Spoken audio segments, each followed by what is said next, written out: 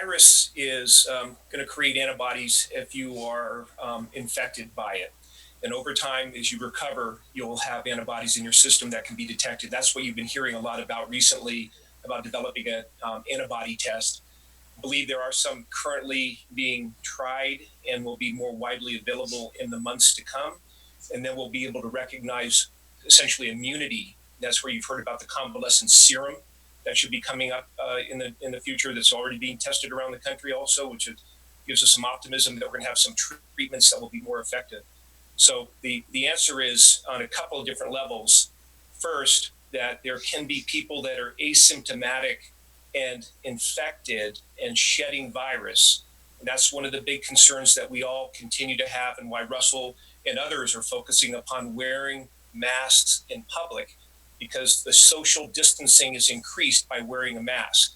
Prevents you from shedding virus on somebody else. There's probably as many as 20 to 25% of the people that are infected with this virus that will never develop any symptoms whatsoever. And they'll carry it through their illness, shedding virus during a period of the time, and never have any symptoms whatsoever.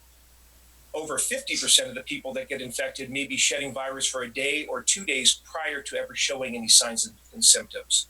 So those are the populations that we share the most concern about. Ultimately, if you've been exposed, you recover, and you're released from quarantine, you're released from the hospital, whatever the circumstances, at that point you would be considered immune. And the best way to be able to determine that will be when we have the ability to do the antibiotic testing or the antibody testing.